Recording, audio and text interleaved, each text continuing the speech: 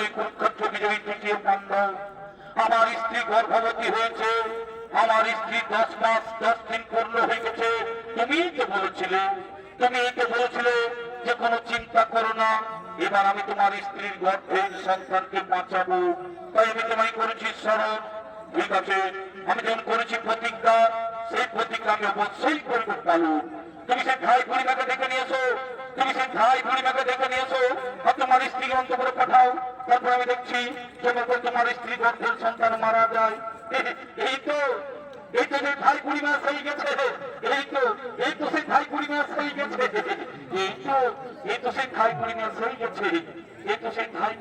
গেছে। বলি কয় গো ব্রাহ্মণী, তোমরা কেমন আছো? ভালো আছো বুড়িমা? আমার স্ত্রী ভালোই আছে। ভালো থাকার কথা বাবা, ভালোই দুভাগ হয়ে গেলে আমরা সকলে শান্তি পাবো। ওই বাবা একটি ধরে বেড়েছি এবার কে গো?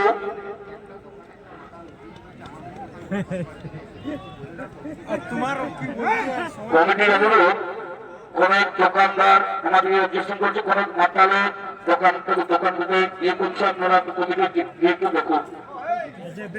দোকানে কোনো মাতাল একটু অসুবিধা করছে, আপনার একটু দোকান দিয়ে দেখুন।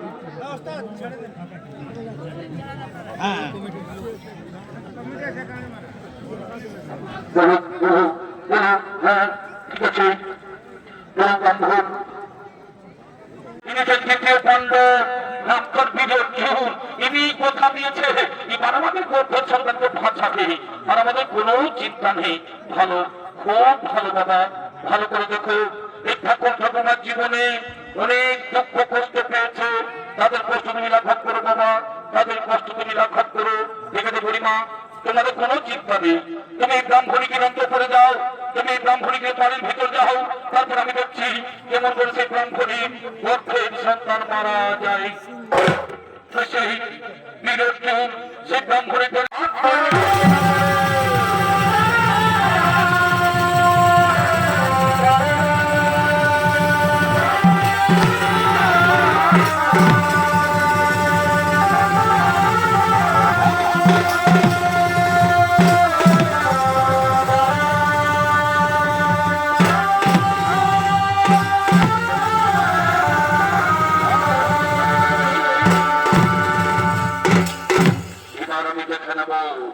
এবার আমি দেখবো যে পৃথিবী থেকে আছে আমার চৈতবীর।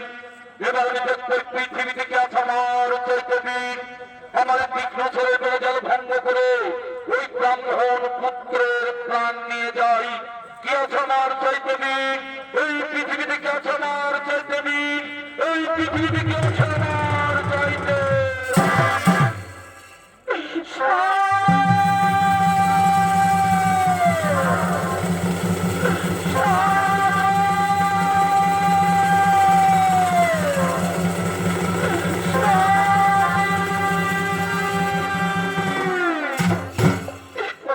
স্বামী দেবতা, কোথায় বড় স্বামী দেবতা? এই নাও তোমার সেই পুত্র সন্তান, এই নাও তোমার সেই পুত্র সন্তান। ওই দাও ভগবান দাও, আমার ছেলেকে আমার বলে দাও দাও দাও দাও দাও। দেখি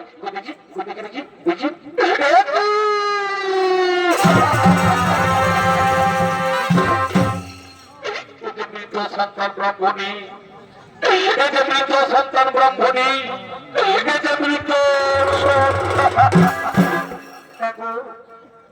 এই গর্ভবত ভূমিষ্ঠ হওয়ার পর আমি তো কোন ছেলের মুখে মা ডাক শুনতে পেলাম না। আমি তো কোন ছেলের মুখে মা ডাক শুনতে পেলাম।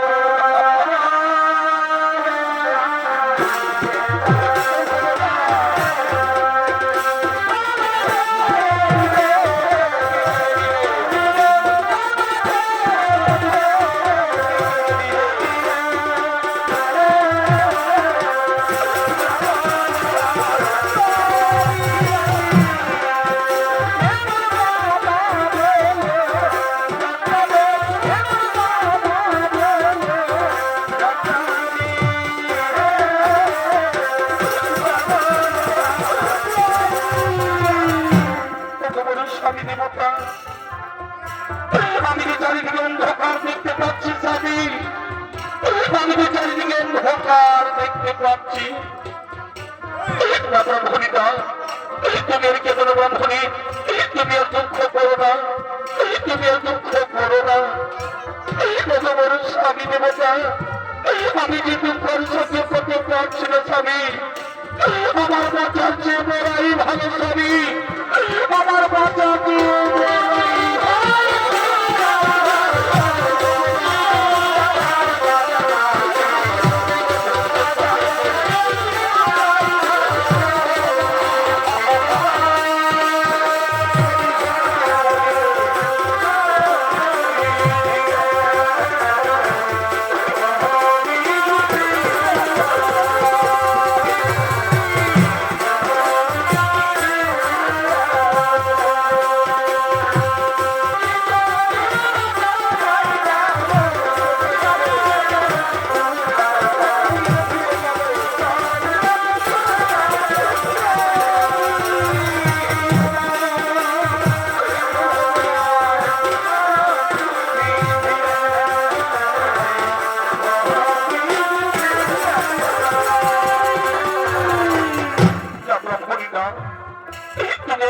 ব্রাহ্মণী শান্ত হো, আমাদের ভাগ্যে যা লেখা আছে তা তো ঘটবে, আমাদের ভাগ্যে যা লেখা আছে তা তো ঘটবে।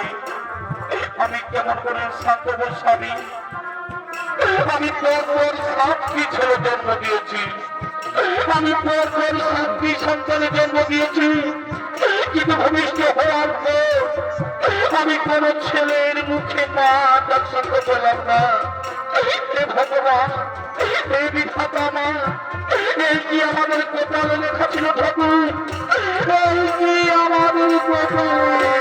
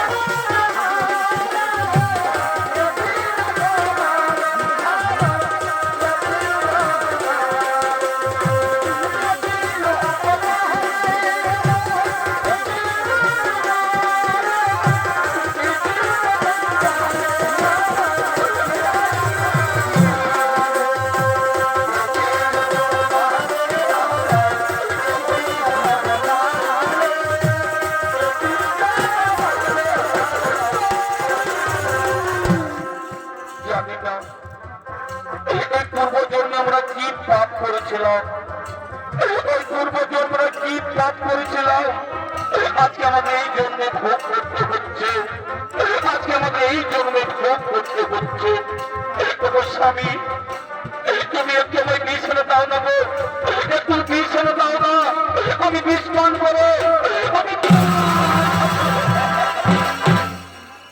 আমি কেমন করে সমাজের কাছে মুখ দেখাবো, আমি কেমন করে সমাজের কাছে মুখ দেখাবো। সবাই বলবো এই ব্রাহ্মণী ডাইনি, সবাই বলবো এই ব্রাহ্মণী ডাইনি, নিজের ছেলেকে নিজেই খেয়ে শেষ করেছে, নিজের ছেলেকে নিজেই ব্রাহ্মণী না, তুমি মরে গেলে আমি একে মরে যাবো ব্রাহ্মণী, আমি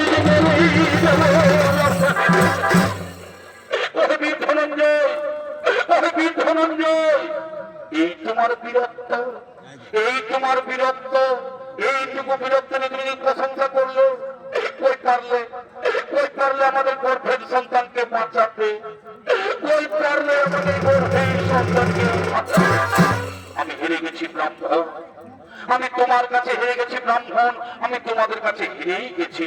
তাহলে এখন বলো, এখন আমরা কি করবো উপায়, এখন আমরা কি করবো? তোমাদের কাউকে কিছু করতে হবে না। আমি প্রতিজ্ঞা করেছিলাম যে তোমাদের গর্ভের সন্তানকে বাঁচাতে না পারলে আমি এই অগ্নিকুণ্ডে প্রাণ বিসর্জন দেব। তাই আমি প্রতিজ্ঞা করছি, বলো কোথায় শ্রী মধুসূদন? আমি অগ্নিকুণ্ডে প্রাণ বিসর্জন দিতে চলেছি। কোথায় শ্রী মধুসূদন?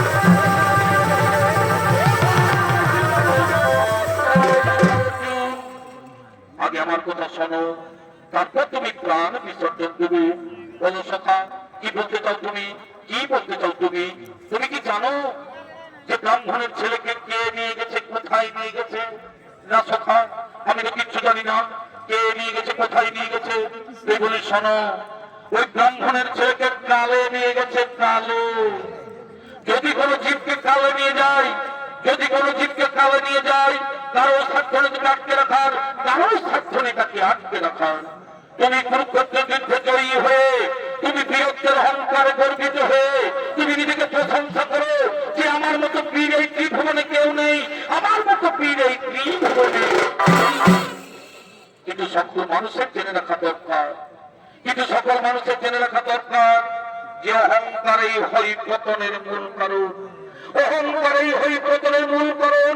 আর সে তোমার দর্প হইল চূর্ণ, আর সে তোমার দর্প হইল।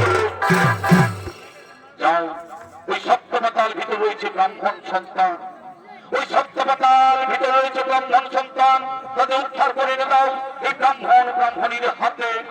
না সখা, আমি তো কিছুতেই যেতে পারবো না। তুমি যেভাবে আমায় কুরুক্ষেত্রের যুদ্ধে সাহায্য করেছিলে, তেমনি ভাবে এবার আমায় নিয়ে চলেছে রথের সারথি হয়ে সপ্তপাতালে। ঠিক আছে, আমি তোমায় নিয়ে যাবো রথের সারথি হয়ে সপ্তপাতালে। কিন্তু ব্রাহ্মণ ব্রাহ্মণী, তোমরা দুঃখ করো না, তোমরা চিন্তা করো না, তোমরা মনের উল্লাসে বসে থাকো। এই সখা অর্জুন নিশ্চয়ই তোমাদের মনের বাসনা করবে পূরণ। এই সখা অর্জুন নিশ্চয়ই তোমাদের মনের বাসনা করবে পূরণ। চলো চলো, আমরা সেই সপ্তপাতাল ভিতরে যাই।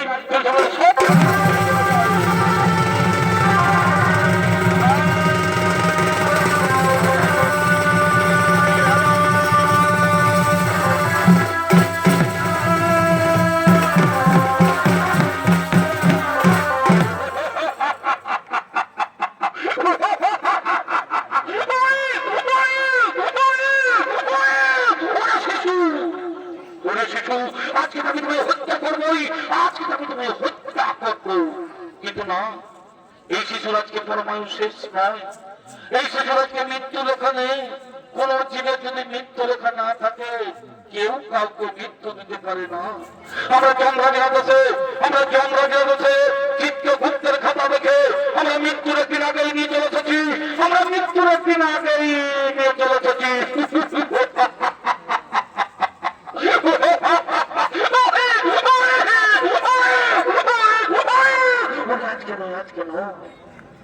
আজকে দিনটা পার হয়ে যাক, আজকে দিনটা পার হয়ে যাক, আজকে দিনটা পার হয়ে গেলেই কালকে আমি তোমায় টুকরো টুকরো করে হত্যা করবো, কালকে আমি তোমায় টুকরো টুকরো করে হত্যা করবো।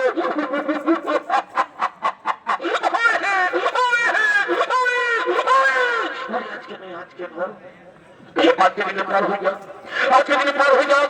যেভাবে আগের সাতটি ছেলেকে বেরোচ্ছি, যেভাবে আগের সন্তানগুলিকে বেরোচ্ছি, তেমনি ভাবে আমি তোমায় আছড়ে আছড়ে মারবো।